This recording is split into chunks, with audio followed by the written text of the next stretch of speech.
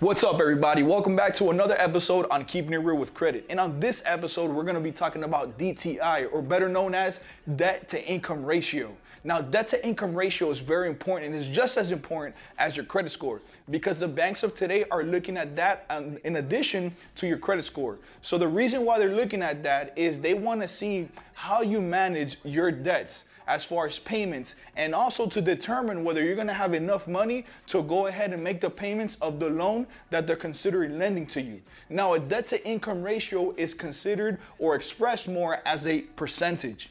Now, the way that you come up with that percentage or that number is essentially calculating your debts or your bills, in this case, divided by your gross monthly income, or the income that's the number that represents your income before taxes. Now, according to the CFPB, or the Consumer Financial Bureau of Protection, they consider a debt to income ratio of about 48% ideal for a mortgage. Now, keep in mind that all banks are different and their debt to income requirements may vary from bank to bank. But nonetheless, this is something that essentially you need to be looking at when it comes to considering your next purchase, when your next purchase is, when it comes to personal loans, auto loans, mortgage, and things like that. Now, I've made a few calculations here just so you can get an idea as to how you can go ahead and start calculating your score.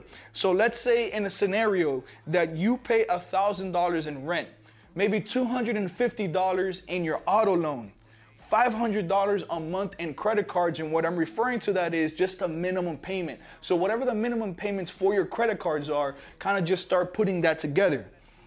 In addition to that, we also have the total should equal $1,750. And if your gross monthly income is $3,000, then your debt to income ratio is about 58%.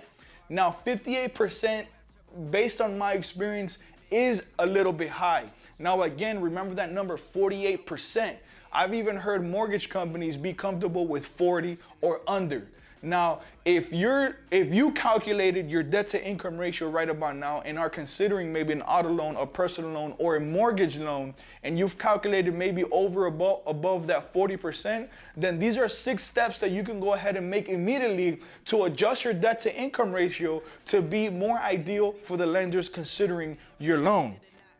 Step number 1, pay off your debt ahead of time. Now, when it comes to paying off your debt, for example, your credit cards, do not make the minimum payment. This is something that I've expressed in my other videos, and on this video right here, I kind of go over the strategy that I use, and it's ideal for me based on how I handle my debts regarding my credit card. But ultimately, making the multiple payments a month or paying a little bit more than just the minimum payment can obviously attack the principal and even more. But obviously, make sure that you have some credit cards that you're able to pay the full balance in itself by staying at that 30% threshold. I know there's many credit cards that if you pay the full balance alone, they don't charge you interest. And to me, I don't consider that a payment. I usually consider a transfer. To me, paying a credit card is no different than transferring money from checking to savings, as is available right away for use. But that's my opinion. Your opinion may be different, but this is just a strategy of how I do things to help me reach my goals credit-wise. Now, step number 2 is target debts with the highest bill to balance ratio. Now, this is an interesting strategy because when you go ahead and identify all your credit card bills and you put them in place from highest payment to the lowest payment, you also want to look at what the balance is on each card. So for example, let's say you have one credit card that has a balance of $100 and that credit card's minimum payment is $20.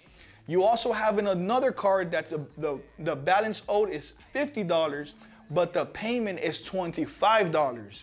For the debt to income ratio purposes and knocking down that debt, I would prefer to pay the card that has a $50 balance with a $25 minimum payment. Why? Because the minimum payment on that card is exactly half of the full balance. If I were to knock that down, that would definitely bring my debt to income ratio in an ideal point. So organizing your credit cards and making sure that you're paying everything from a bill to balance ratio may be useful as far as lowering your debt to income ratio.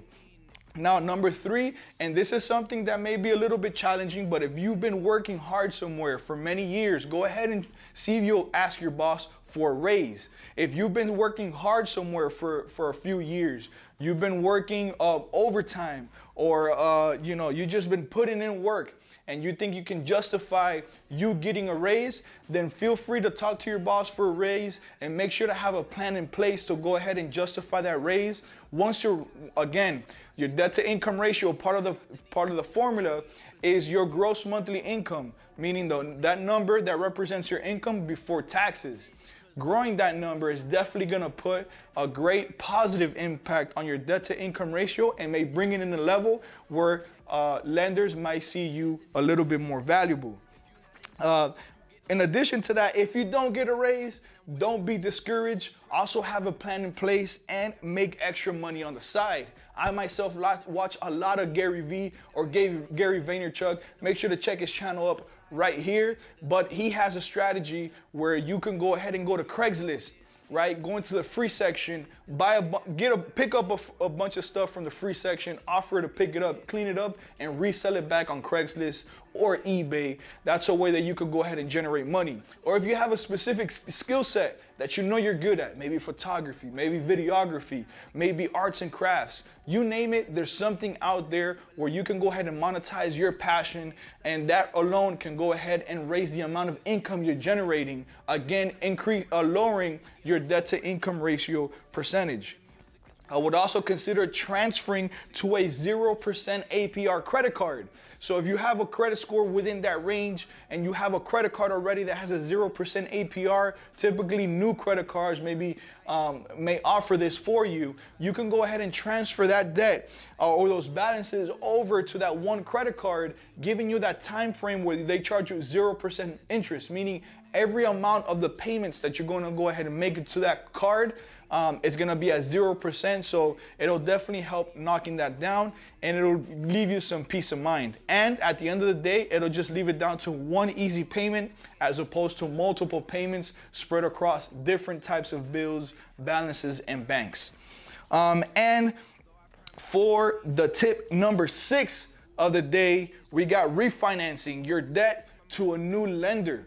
So again, looking at a lender, calculating that number that you have in debt and transferring that balance again in a form of a loan, turning it into that one payment, and zeroing out everything else, which again, it's going to go ahead and lower the percentage of your debt to income ratio. Question of the day: what are some tips and tricks that you have to go ahead and lower debt to income ratio?